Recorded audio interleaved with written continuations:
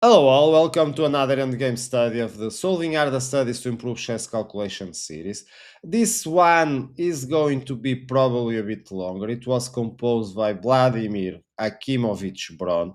Why it will be longer? Well, because besides the practice of the calculation, where we need to find the way for white to play and to draw, we will also review some endgame technique of the rook versus bishop and of the rook and rook pawn versus bishop endgame. So you have already a tip over here. So to find out the solution for this one, you need to be good also in calculating this type of endgames. So let's go for the practice. As always, I suggest you watch the guide if you haven't, so you are better prepared.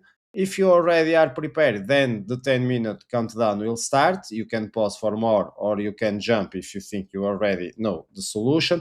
And then I catch you up to start the guided solution.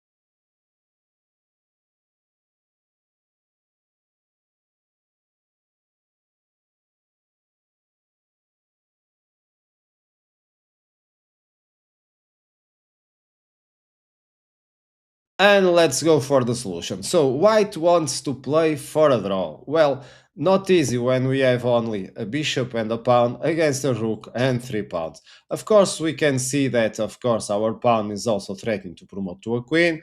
And besides that, we are also controlling the e3 square, so making it harder for the rook to go and control from the behind the promotion of our pawn. But of course, black also has two connected pawns and one can go to b2, threatening also to promote to a queen. So the first analysis of the position gives us immediately two options. Either the king takes the pawn on b3 or we advance the pawn. So basically, are we going advancing with the pawn for a pawn race, or are we going first with damage control and then try to play more or less a bishop and a rook with a rook pawn endgame?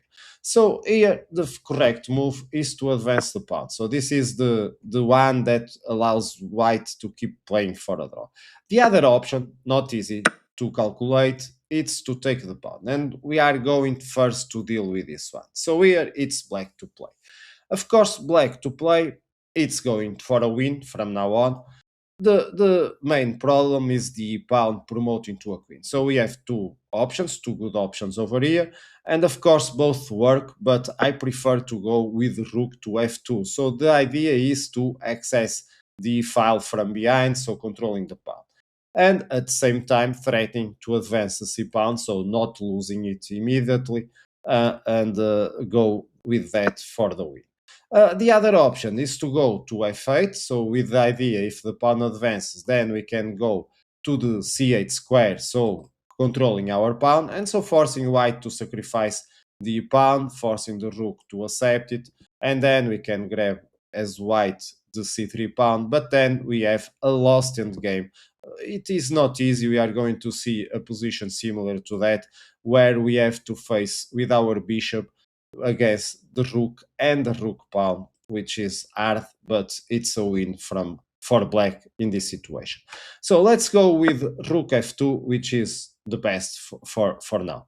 So one option is for the king to grab the pawn, so we go after the other pawn.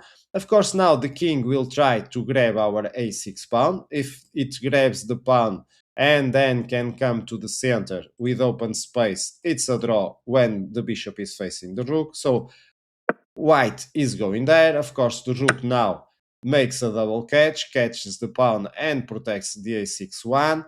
Here, white needs to come to the rescue, so checks our king, the black king. If the king goes to a3, we get a draw again, but the king knows the theory of this hard end game and goes to g2. So now the idea for white is first we attack the pawn, and then we are going to bring the bishop, block the rook to defend the pawn, and then we take the pawn. So this is the idea from white. Of course, black wins a very, very critical tempo over here. So this is the key. When we are attacking the bishop, of course, it looks like, okay, but we are just helping the bishop to go to the white plan, yes, but we also gain another move from our king. So when the bishop blocks, we get the king closer. And now when the king grabs the pawn, because what else can white do over here? We simply get this position where it's a win for the rook side. This is a theoretical, the first one we are going to see now. It's the first theoretical win of a rook versus bishop endgame. Not always on this endgame study we are going to be able to have this one. We are going to see that the importance of this king reaching in time is critical, and now it's white to play. Of course, here white has not many moves. Let's say, for example, it tries to remove the king away. Then we check the king needs to come back. Then there are more ways, but I like in this kind of end games to use the opposite color of the bishop, so it's going to be easier. Now it's white to play again. If it removes the bishop, well, we simply check the bishop needs to come back. Then it's white to play, can only move the king from now on. Let's go with the king. Now it goes to b8. Now it just wastes another tempo, and so as you can see, we get a checkmate from here.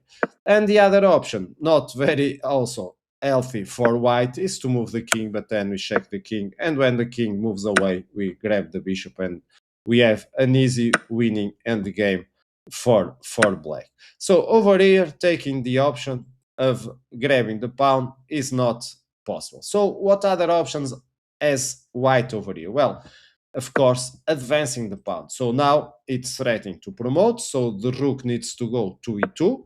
Notice that over here, advancing the pawn doesn't work because, of course, we are not going to be able to reach in time to avoid the promotion. So, of course, this is just a dumb move from black. So black goes with rook e2.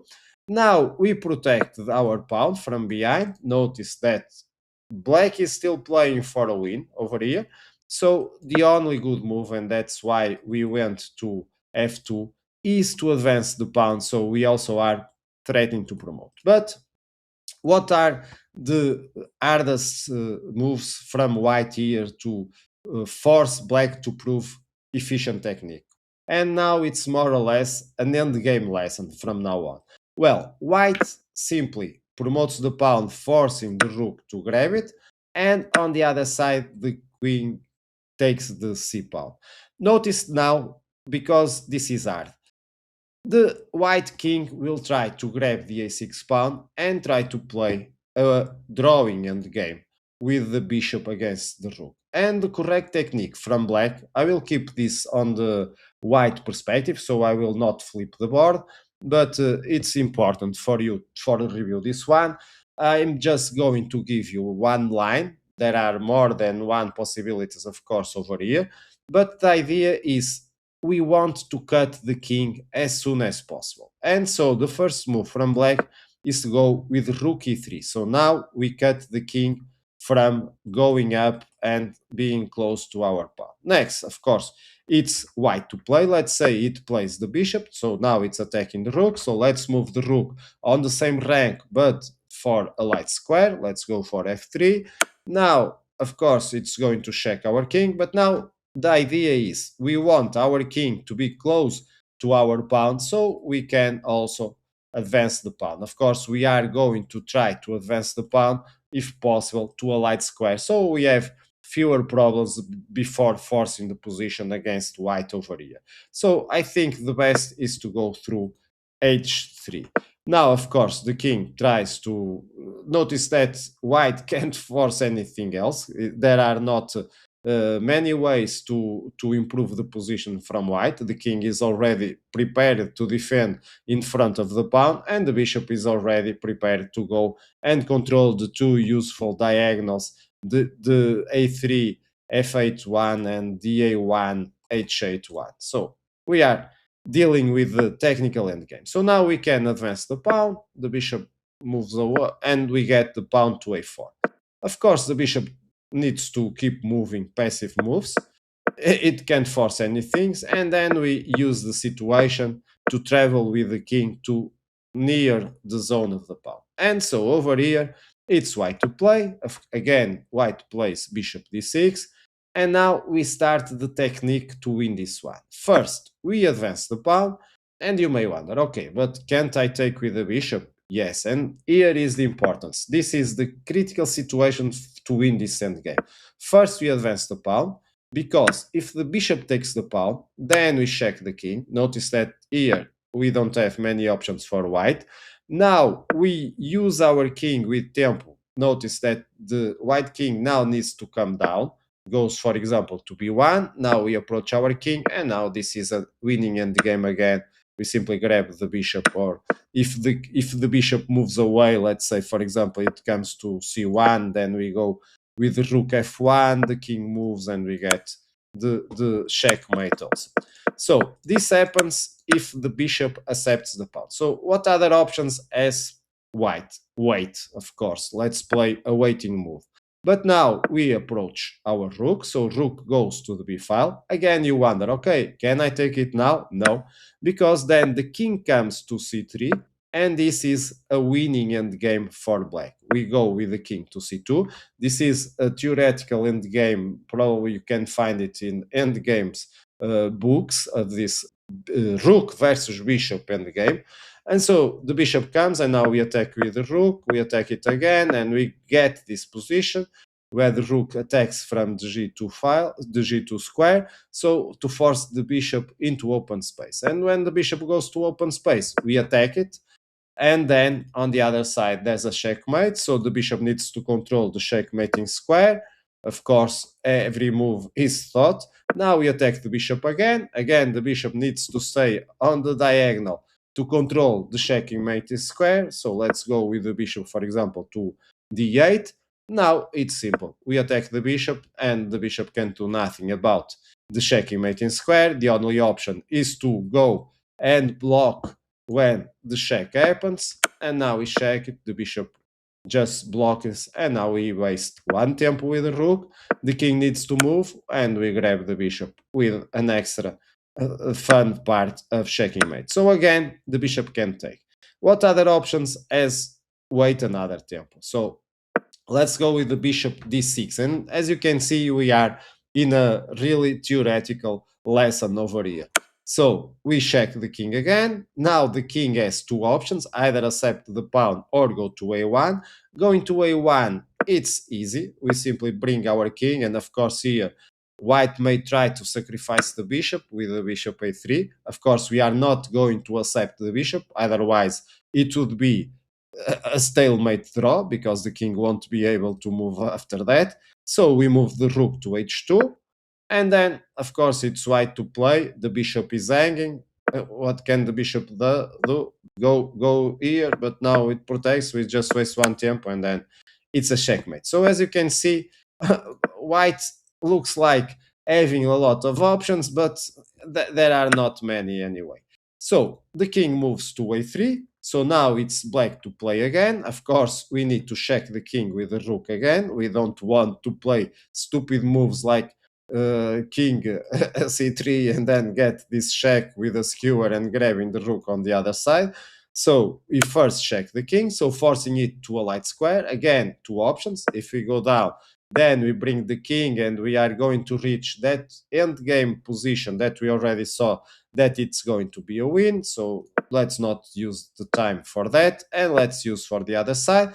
Notice that because the kings are in opposite confrontation, we just need to go and attack the bishop, threatening to checkmate on the next move. So the bishop goes, then we check, the bishop blocks, we just waste one tempo, the king is forced to move, and then we get this winning endgame. So as you saw over here, lots of theory to see. Let's move on. So that one was covered. So the only option, as we see, is to go with the pawn. So we advance the pawn, and of course black will go and advance the b2 pawn now. It's white to play. Of course, over here, we don't have many options. We need to accept that pawn. We need to sacrifice the bishop. Why? Because if we promote to a queen, then black gets a queen. But notice that we have a pawn, a queen, a rook, and another pawn against a single queen. So white can't survive over here. Maybe try to give perpetual checks, but in the end, we are just simply organizing it with black, and there's no more progression, and it will be game over very fast for white for sure. So over here we don't have the option to promote, we need to accept the pawn, and of course now it's black to play. This looks simple, but it's not so easy, because of course the main line we are going to cover is to accept the bishop, but before that let's see two other options. Let's see what happens if the rook comes first to e3, so threatening to take the pawn while still protecting that pawn. But of course here it's easy, white just grabs the pawn, and when the rook takes the pawn, it will not be easy for black to reach with the king. So we will have a similar situation we have studied already here on the practice, with the king going for the pawn, and now we get this maneuver of the bishop blocking the rook to defend the pawn. And as you can see, black king is too far away, so we get an easy draw, and it's game over for black, at least for the win. So going with with e3 is not that fun. But going with f4, now it's a challenge. Let's see what you play over here. So another countdown, a short one, pause for more, and then I catch you up to continue.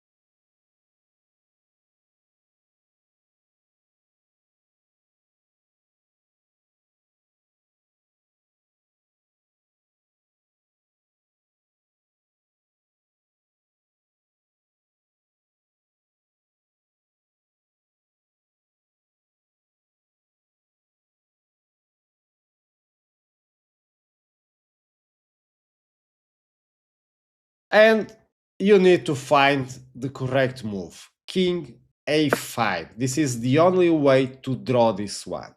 Let's first see what are the other options. Let's see first with the worst one to go with b3, the king b3. Then black just grabs our bishop, and now of course we promote, but black promotes with a check, so it's game over because it's black on the move when the queen and the rook will probably checkmate very fast, so it's not happening anymore for white for sure. So going with b3 is the worst option, but the other options, going with the king to a3, well, this gives us more possibilities because of course the correct move from black over here is to go with the rook e4, but before seeing that, let's see what happens if the c pawn takes our pawn on b2. Now we need to promote, and now black also promotes. So another moment, another minute for you to find how white can draw this one from here, considering that there's a rook and a queen on the other side. So it's white to play and to draw.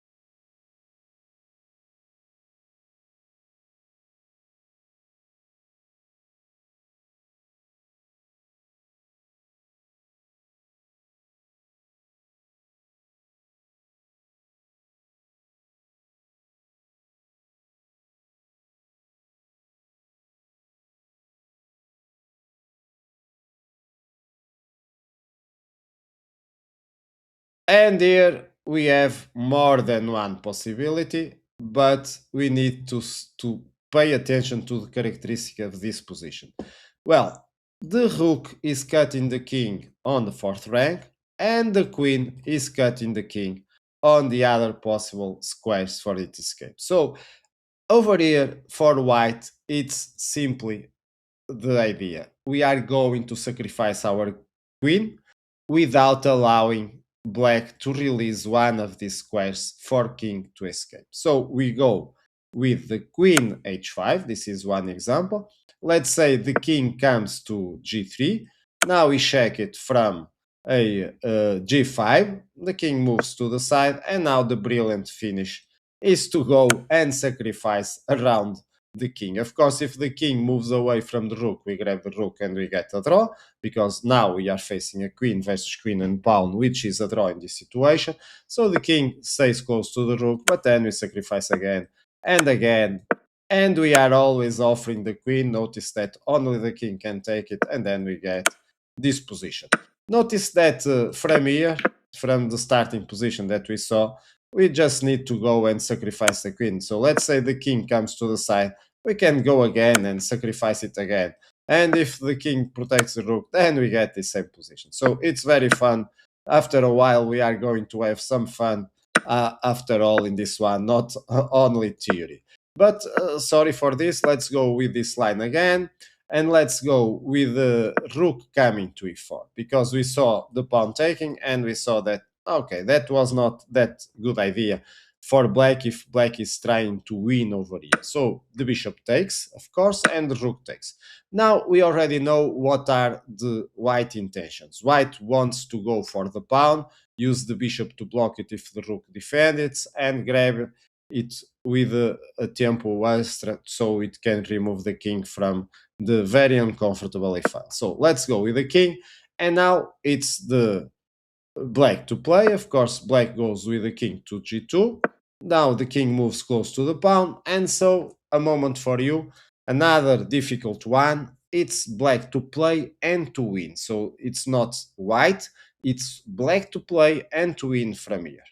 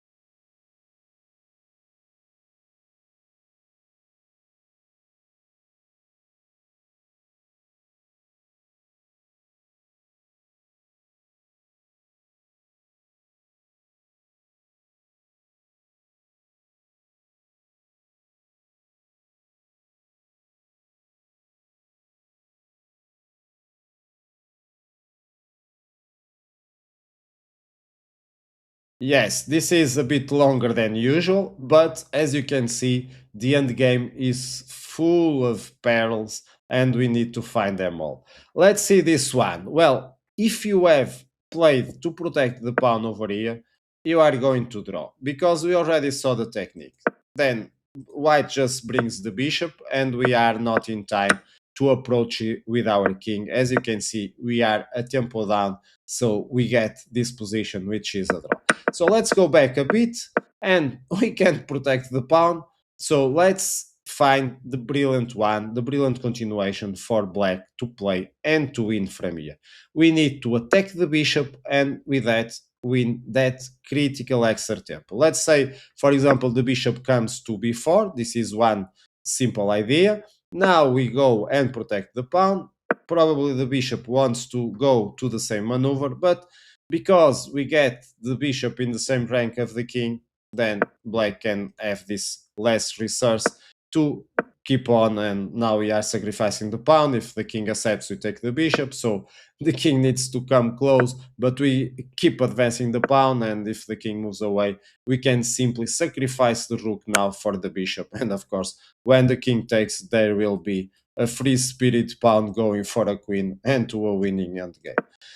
So other option over here is to go, for example, with the bishop attacking the rook, but now we protect the pawn. Why? Because now the bishop doesn't have a free pass to go directly to block the access to the pawn, so needs to maneuver, and with that maneuver we win extra tempo. You can see now that black now from here it's winning. We saw that before. So this was the maneuver we need to find when the king went to a3. Okay, so we already discarded this one, so let's go with this line now with the best move for white, which is to go to a5, to with the king to a5. So here black does not have many choices, need to accept the bishop, of course. Now white gets the promotion, black promotes, and now it's white to play, and another minute for you. Find how white can draw this one from here.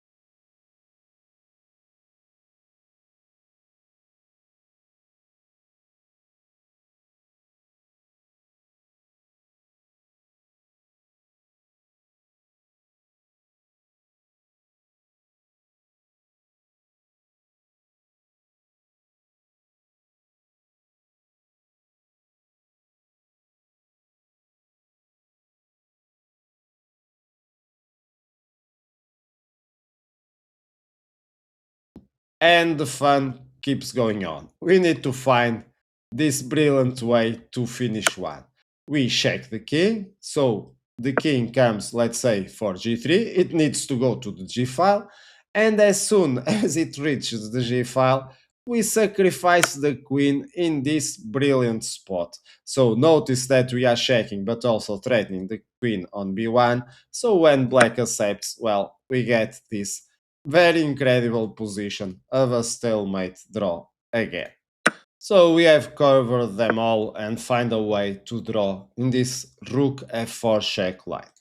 So let's come back to the main line, to the position where we have sacrificed the bishop for the pawn, and let's see what happens now to finish this one when the black pawn on c3 takes the bishop. Now, of course, we promote to the queen, of course, black will also promote to the queen, and so final moment for you. Find how white draws and finish this one for sure.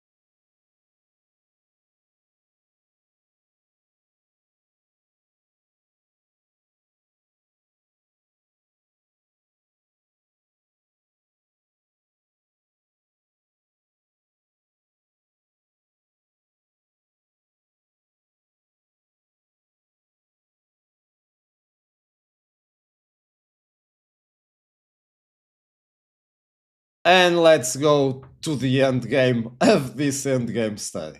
Of course, over here we can't go checking from the same usual spot we saw before, because here we don't have any perpetual and we are not going to be able to sacrifice our queen like it's the logical thing to do. We need to sacrifice the queen.